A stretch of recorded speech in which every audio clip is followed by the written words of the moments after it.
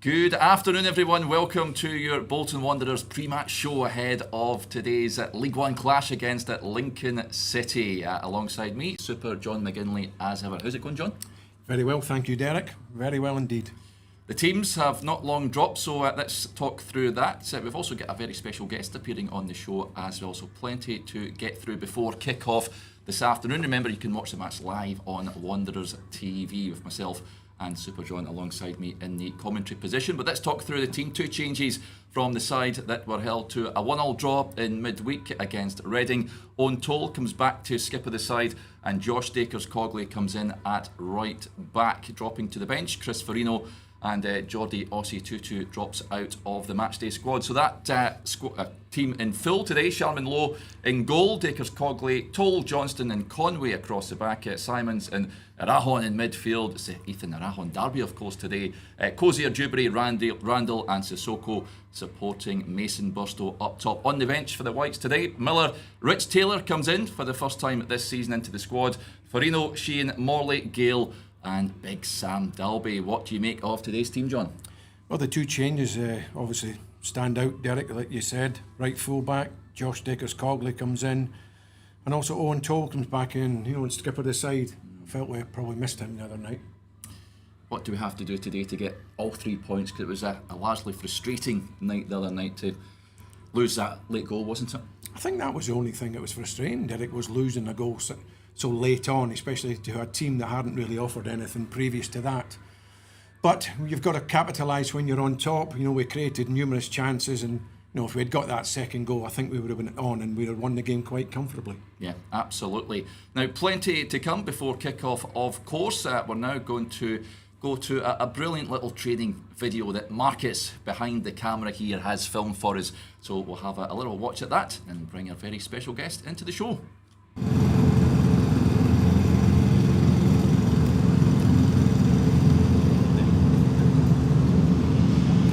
Morning, guys. Morning. Morning.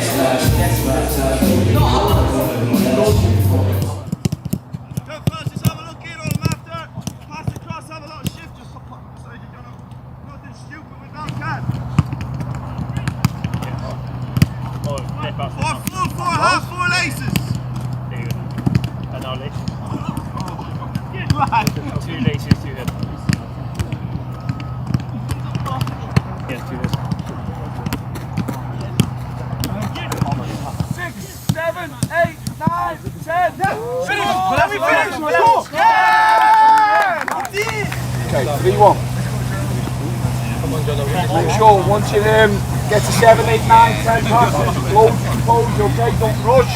Doesn't have to go in straight away. Make sure you pick the right moments.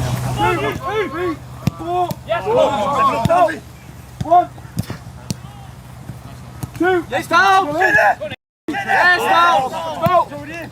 1, 2, 3, 4, 5, 6, 7. 1, 2, 3. Yes, 4, 5. Yes, 6. Yes. 7. Yes. No, 8. Yes, Sam. 1, 2, 3, 4. Give it. 5. Come on. 6, 7, 8, 9, 10. Finish. Come on. Go. Finish. Ready, go. 1, 2, yes, coach. 3, 4. That's yours. Come on. Yes. Go, John. Go, John. 2, 3, 4, 5. Dominic. It's a tackle. It's a tackle. It's a tackle. No way. Give it away on 10. Make sure the final pass. There's going to be a green ball to take away on by 1. Okay. Come on, John. Doesn't always have to be John. Go. 1, 2, 3, 4. Black. Different people chasing. Yeah. Not always the same, people chasing, come on! 4, 5, John! You're doing the same job! You're doing the same job! Toby, look at that! Toby, one touch! More Chris! More Chris! 3, 4, 5, 6, 7, 8, 9, no, 10! Go! Yeah!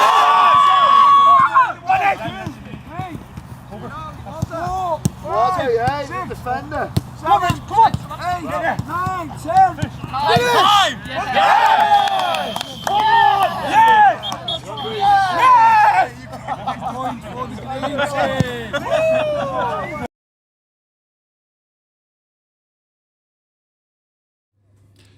Welcome back, everybody. Good to see the lads being put through their paces there this week. Now, as you can see, we've got Will Forrester has kindly joined us. How's it going, Will? Yeah, all good, thanks. How's things with the injury? Because you've been out for some time now, haven't you? Yeah, no, it's getting there. I had my final rescan on Monday, and it was positive news. Still a little bit of scar tissue, but it's no problem. So hopefully next week, maybe the start of next week, I should be ready to go again. Must be chomping at the bit to get back out. Yeah, it's been frustrating, especially coming back from the same injury last year and then nipping it a little bit in pre-season. It's been a tough period for me, but I'm raring to get back.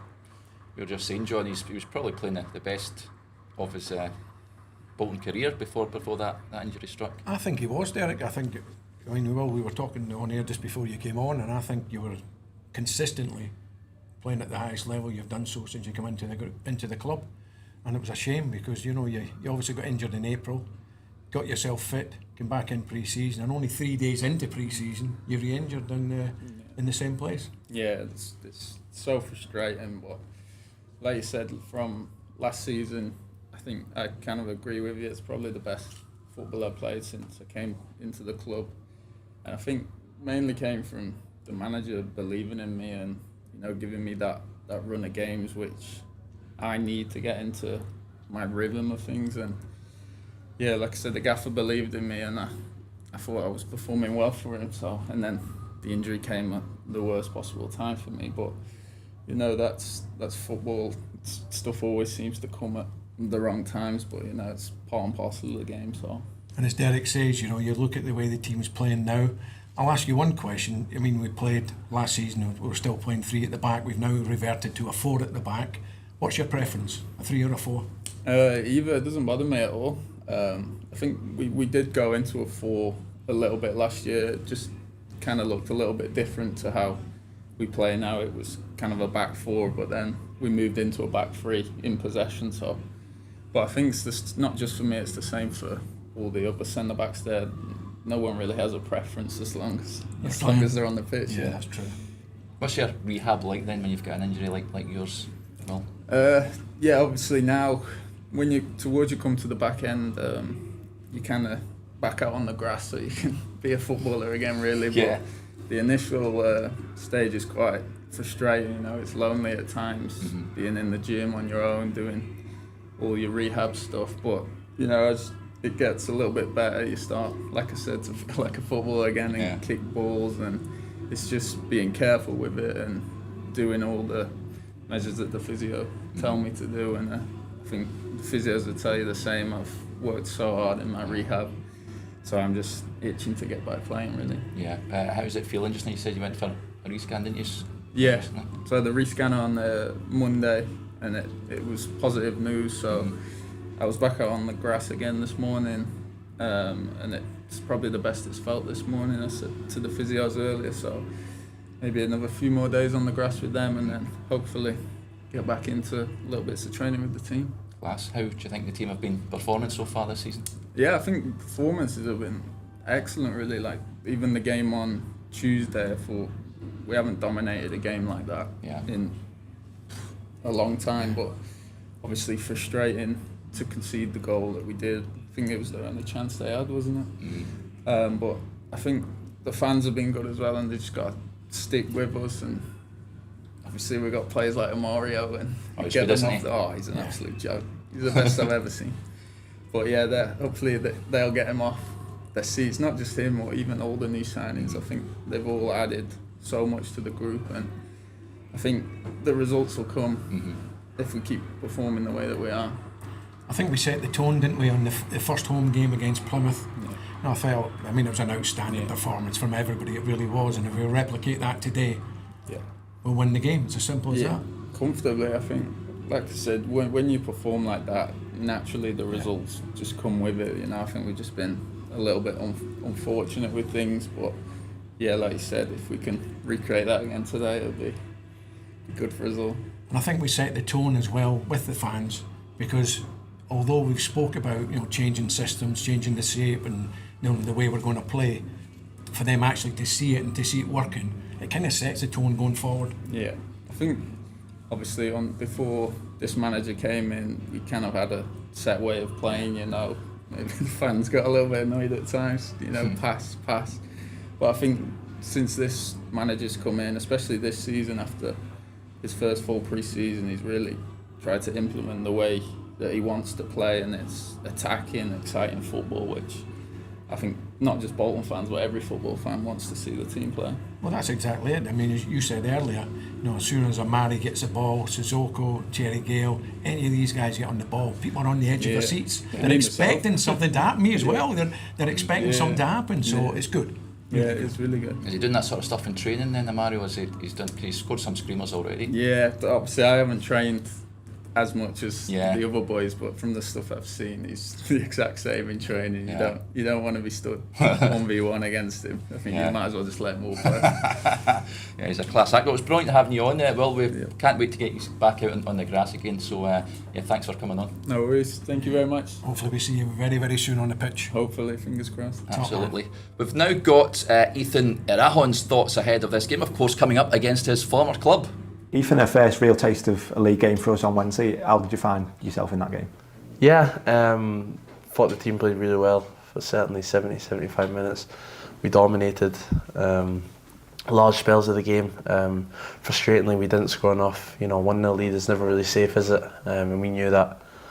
So for us, it's about building on that and almost putting teams to the sword. When we go 1-0 up, why can we not? We almost did go 2-0 up straight after, and I think we need to do that more and be clinical and take our chances. Yeah, and it's frustrating for everyone, but like the gaffer's just been saying, there was a game plan and we executed that pretty well, but just obviously there's a few chances we could have added that would have made the game safe. Yeah, I think we just went through clips there as well, but individual clips and stuff, and we did execute what the gaffer told us, certainly for large parts of the game, but we could have done it more as well. Also seen some of the clips as well, so that's on us and the lads to take the games by the scruff of the neck and really implement it even more. And we move on to Saturday, a team you'll obviously know very well as well. Yeah, also my old club.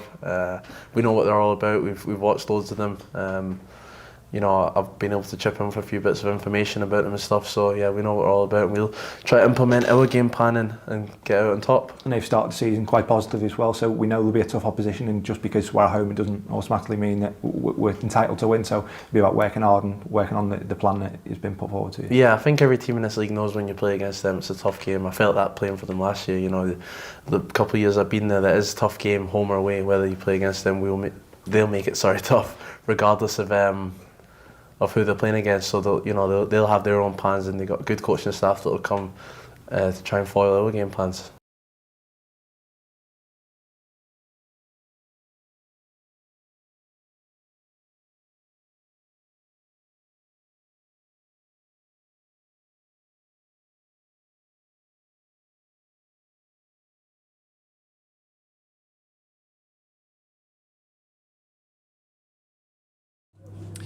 Good to hear from Ethan Irahon there ahead of today's game. He is in the starting lineup, of course, and let's just run through that team once again before we look back at the highlights from the Reading match on Wednesday. So 2 changes for Bolton: Owen Toll and Josh Dacres-Cogley coming in for Chris Farino and Jordi Osei-Tutu. Wanderers lineup: Sharman Lowe in goal, Dacres-Cogley, Toll, Johnston and Conway across the back line, Simons and Irahon in the midfield, with Cozier, Dewberry, Randall and Sissoko supporting Mason Burstow up top. Now let's have a look at Wanderers' last time out. Of course, that 1-1 draw on Wednesday night. A largely frustrating outcome, but the performance was good, John, wasn't it? Yeah, I thought it was really good, Derek. We dominated play for long spells. Again, just without scoring that second goal, that would have made a difference. Here's Amario's chance early on, which took a deflection. Well, I felt it took a deflection, but the referee eventually giving a goal kick, and we'll soon see his other chance, which just cannoned off the upright, which he was mightily unlucky with that. But this is the goal from Mason Burstow. A touch of good fortune with a deflection, but good to see him getting back on the score sheet. That's his second goal in Bolton Wanderers colours. Yeah, the deflection obviously took it out of the grasp of the goalkeeper. He had no chance in the end, Derek. But listen, when you're in form, sometimes that's what happens. The luck seems to go for you when things seem to happen. And the good things happen for you. But no, it was a good finish. And again, I really felt we should have went on and capitalised on that goal and got a second. And if we had got a second, I think we would have won the game quite comfortably. Yeah, absolutely. This is the goal again, of course. And I've been pretty impressed with Mason Burstow so far. I think he obviously starts today. I'd be getting my money on getting on the score sheet today. If he gets the opportunities on goal, which I think was a bit of a frustration on Wednesday night, then you'd back him to score, wouldn't you? You certainly would. I mean, he's a confidence player. And he's at the top of his game at the moment. He's scored in that's 2 home games on the spin. He's scored, so he'll be looking forward to today. And there's no doubting he can get on the score sheet today. But I think he's added something to our game, that's for sure. Yeah, this was a big chance, wasn't it? If Mario puts this away, then I think it's game over. Should you have hit the target there, do you reckon, John? Well, I think the goalkeeper's probably done a good job there, Derek. He's come at his near post. He's put good cover on it. He's kind of forced Mario to go for that far post, and he was only a couple of feet out of his target there. He was unlucky, actually. He drove it hard. The goalkeeper could quite easily have got a hand to that, and that brings it back into play, and somebody else is getting a tap in. This was another opportunity from Bolton Wanderers, of course, looking for that elusive second goal. Sissoko, who I thought showed bright moments again. Nice bit of interplay between he and Mario. This was a great ball in from Max Conway, and George Johnston just unfortunate with the header there. Well, he was a bit unfortunate, Derek, in the simple reason the ball was behind him. And he, because he had to kind of stoop back, get his head on the ball, he couldn't really get any power and really true direction on the ball to beat the goalkeeper. It was quite an easy save in the end for him. Got to say, Max Conway, I mentioned there is delivery. This is the shot beforehand from Mario, and this, of course, was the sucker punch, if you like. They've offered very little in the game up to this point, but with the scoreline just 1-0, it's always precarious, John. Yeah, it certainly was, and there, just having come on the pitch, Sam Dalby misplaced a pass. It was meant for John McAtee, and Reading were quick to pounce on it. Yeah, and the young lad Garcia, just 17, scoring that equaliser for Reading. And it was a wicked deflection, Derek, off George Johnson. He couldn't do anything about that. It's just come off his thigh there, looked above Teddy Sharman low, which left him with no chance whatsoever. It was a gutter, there's no doubt about it, but let's hope we can take those opportunities today. And it's just a final ball at times, isn't it? It's something that was maybe a criticism last season as well, just lacking that killer edge in front of goal. No, and again, we've got to remember, although, you wouldn't want to get carried away, this team's still in its infancy. And building relationships with each other on and off the pitch. And you can see it's happening. There's no doubt about that. It's happening. It might just take a little bit longer than we want it to take. But each week we'll get better and better. Yeah, absolutely. So, of course, heading into today's game against Lincoln, Lincoln side who have started very well indeed. 3 wins from their opening 4 games, John. They are no mugs. No, they're certainly no mugs, Derek. In fact, there's nobody in this league is a mug. There's no easy games in this division. And they're in good form. And they'll come here full of confidence. They'll think they're capable of getting a result here today. And they're a stuffy side. They can be quite physical at times. But obviously they play when needed. But I'm sure they'll show us a bit of respect today as well. They'll have watched video of us and seen the wide men, especially with the pace we've got in that final third, and they'll be trying to nullify that. So, but it's up to us. We're playing at home today, Derek. No disrespect to Lincoln City. We should be looking for 3 points today. We're unbeaten in 8 home league games, home games against Lincoln. Won the last 4 league matches. In fact, you have to go back to Valentine's Day 1984 for the last time Lincoln City won in Bolton. So let's hope that continues this afternoon. Remember, you can watch the match live on Wanderers TV with myself and Super John McGinley. We'll see you then. Bye for now.